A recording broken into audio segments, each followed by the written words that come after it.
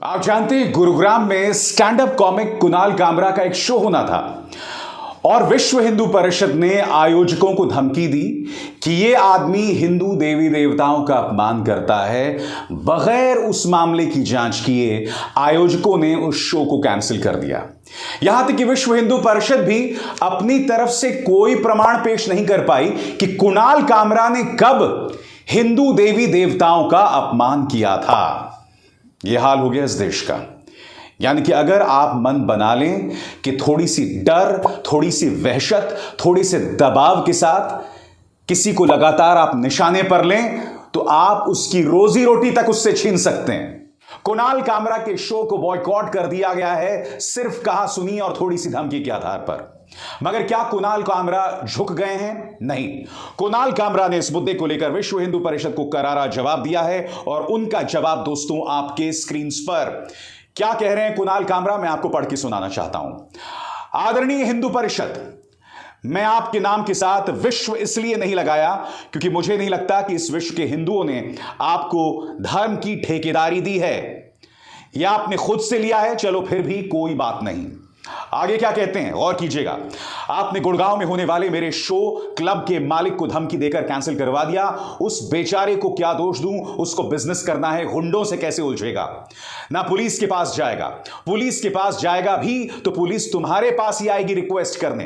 कुल मिलाकर अब सिस्टम तुम्हारा ही है। लेकिन जो हिंदू कल्चर के अपमान की बात तुम कर रहे हो वो मैंने कब किया? कोई क्लिप या कोई ऐसा शो हो तो मुझे भी दिखाओ। मैं तो केवल सरकार पर तंज करता हूं। अगर तुम सरकारी पालतू हो तो फिर तुम्हें बुरा लग सकता है। इसमें हिंदू की बात कहां से आ गई? साफ तौर पर यहां कुणाल कामरा दो तीन बातें उठा रहे हैं। सबसे बड़ी बात उन्होंने की कि विश्व हिंदू परिषद एक भी क्लिप पेश करे जिसमें उन्होंने हिंदू धर्म का अपमान किया हो। दूसरी बात, हम सब जानते हैं कि कुणाल कामरा मोदी सरकार के बड़े आलोचक हैं, मगर मेरा सीधा सा सवाल, क्या प्रधानमंत्री नरेंद्र मोदी की आलोचना धर्म की आलोचना है? उल्टा न जाने कितनी बार प्रधानमंत्री नरेंद्र मोदी के समर्थकों ने धर्म का अपमान किया। याद है आपको? हर हर महादेव यह हम किसके लिए इस्तेमाल करते हैं? भगवान शिव के लिए। और मोदी समर्थकों ने किस नारे का इस्तेमाल किया था? हर हर मोदी, घर घर मोदी। मैं यह भी नहीं भूला हूं दोस्तों, राम मंदिर का शिलान्यास था, तब एक तस्वीर सामने उभर कर आई थी कि प्रधानमंत्री नरेंद्र मोदी भगवान राम का हाथ पकड़ के उन्हें मंदिर की तरफ ले जा रहे हैं। क्या प्रधानमंत्री नरेंद्र मोदी इतने बड़े हो गए कि वो भगवान श्री राम का हाथ पकड़ के उन्हें मंदिर ले जाएंगे? क्या यहां पर तुम्हें भगवान राम या हिंदू धर्म का अपमान कतई नहीं दिखाई देता? कितनी बार हुआ है दोस्तों, धार्मिक आयोजन होता है और उसमें तस्वीर सिर्फ और सिर्फ प्रधानमंत्री नरेंद्र मोदी की होती है। क्या यहां पर विश्व हिंदू परिषद को धर्म का अपमान नहीं दिखाई देता? क्या तुम भारतीय जनता पार्टी का पिछलग्गू बने हुए हो? क्या तुम उनके चाटुकार हो? आगे क्या कहते हैं कुणाल कामरा, मैं आपको पढ़ के सुनाना चाहता हूं। मेरे और भगवान के रिश्ते का वैसे तो मैं कोई टेस्ट देना जरूरी नहीं समझता, लेकिन फिर भी एक टेस्ट देकर तुम्हारा टेस्ट ले लेता हूं। मैं जोर से और गर्व से जय श्री राम, राम और जय राधा कृष्ण कहता हूं। और अगर तुम सच में भारत की संतान हो तो गोडसे मुर्दाबाद भेजो, नहीं तो मैं समझूंगा कि तुम लोग हिंदू विरोधी और आतंक समर्थक हो। कहीं तुम गोडसे को भगवान तो नहीं मानते? अगर मानते हो तो आगे भी मेरे शो रद्द करवाते रहना। मुझे सिर्फ इस बात की खुशी रहेगी कि मैं तुम्हारे से ज्यादा हिंदू होने का टेस्ट तुमसे जीत चुका हूं। मैं कुछ भी करूंगा अपनी मेहनत की ही रोटी खाऊंगा, क्योंकि मुझे तुमसे बड़ा हिंदू होने के नाते लगता है कि किसी को डरा धमकाकर टुकड़े खाना पाप है। करारा तमाचा यहां पर कुणाल कामरा विश्व हिंदू परिषद के मुंह पर मार रहे हैं। क्योंकि नाथुराम गोडसे के बारे में क्या कहा जाता है कि नाथुराम गोडसे आजाद भारत का पहला आतंकवादी था। विश्व हिंदू परिषद कभी भी गोडसे मुर्दाबाद नहीं करेगी, उल्टा गोडसे का महिमा मंडन करेंगे। वो लोग महात्मा गांधी को गाली देंगे, इसलिए उनके पास कुणाल कामरा की इस बात का जवाब नहीं है। मगर आज कार्यक्रम का मकसद दो तरफा है। मुद्दा नंबर एक, आप अगर किसी को निशाने पर लेना चाहें तो थोड़ा सा डरा धमकाकर उसके शोज रद्द करवा सकते हैं बगैर कोई प्रमाण दिए।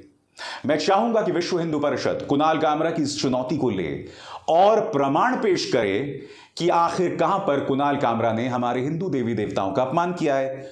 दूसरी बात यहां पर दिखाई देती है कि डर के सामने किसी भी कीमत पर झुकना नहीं, और यह बात कुणाल कामरा ने साबित कर दिया है। एक बार नहीं दोस्तों, 2 और जगहों पर कुणाल कामरा ने प्रमाणित कर दिया है कि मैं इनसे डरता नहीं हूं। मगर उससे पहले मैं आपके सामने कुछ प्रमाण पेश करना चाहूंगा। इन चेहरों पर गौर कीजिए। मुनव्वर फारूकी जो कि स्टैंड अप कॉमेडियन है, और सिद्दीक कप्पन वो पत्रकार जो करीब 704 दिनों तक जेल में रहा आतंकवाद की धाराओं में। सबसे पहले बात करते हैं मुनव्वर फारूकी की। आप जानते हैं मुनव्वर फारूकी भी 1 महीने तक जेल में थे, और मध्य प्रदेश की पुलिस ने जब उन्हें जेल में रखा था तो इंदौर के एक वरिष्ठ पुलिस ऑफिसर ने कहा था कि मैं नहीं जानता कि ये जेल में क्यों है। मुनव्वर फारूकी के गुनाह का कोई प्रमाण नहीं था, बावजूद उसके इस शख्स को जेल में रखा गया।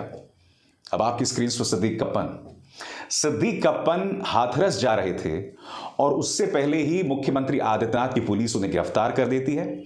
आतंकवाद की धाराओं में उन्हें जेल में डाल देती है, उन धाराओं में जेल में डाल देती है जहां पर बेल मिल पाना नामुमकिन हो जाता है। यानी चाहे मुनव्वर फारूकी हो, चाहे सिद्दीक कप्पन हो, दोनों ही मामलों में यह साबित हो जाता है कि आपने गुनाह किया भी नहीं है, फिर भी आपको जेल में डाल दिया जाता है। आप जानते हैं सिद्दीक कप्पन की इतनी बुरी हालत है कि उसका परिवार जो है वो दर दर भटक रहा है। एक मां अपने 3 बच्चों के साथ इंसाफ की गुहार लगा रही थी। सिद्दीक कप्पन की तबीयत लगातार जेल में बिगड़ती गई। उसे उस अपराध की सजा दी जा रही थी जो उसने किया भी नहीं था। उस पर अनाप शनाप आरोप लगाए गए। इलाहाबाद हाईकोर्ट ने यह कहकर उसकी बेल की याचिका को रद्द कर दिया कि एक केरल का पत्रकार हाथरस में क्या कर रहा था। मीलॉर्ड, एक पत्रकार कहीं पर भी पहुंच सकता है, और अगर सिद्दीक कप्पन के बैंक अकाउंट में आतंकवादियों का दिया हुआ पैसा है तो उसकी जांच कराई जाए ना। जांच से पहले ही आपने उस आदमी पर जो है दोष मढ़ दिया।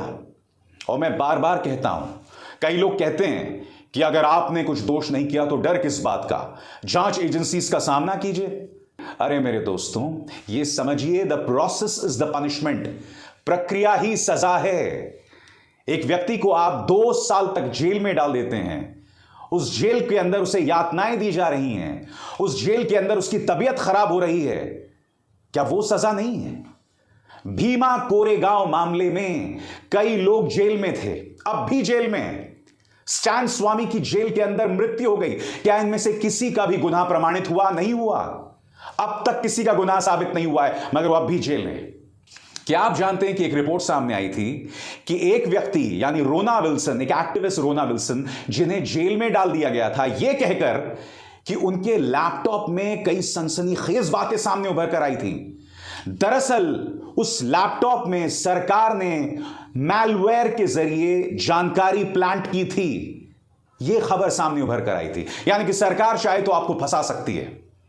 ये तमाम तथ्य हैं, इन तथ्यों से आप लड़ नहीं सकते, मगर यह पता चल रहा है कि साम दाम दंड भेद से, थोड़ी सी ताकत से आप एक व्यक्ति को निशाने पर ले सकते हैं, उसे नेस्तनाबूद कर सकते हैं। गुनाह नहीं होगा तो मुश्किलात होंगी। जैसे मैंने कहा, प्रक्रिया ही सजा है। उस प्रक्रिया के जरिए आपको यातना दी जाएगी, आपको टॉर्चर किया जाएगा, मगर हम अपना काम करते रहेंगे, उससे पीछे नहीं हटने वाले हैं।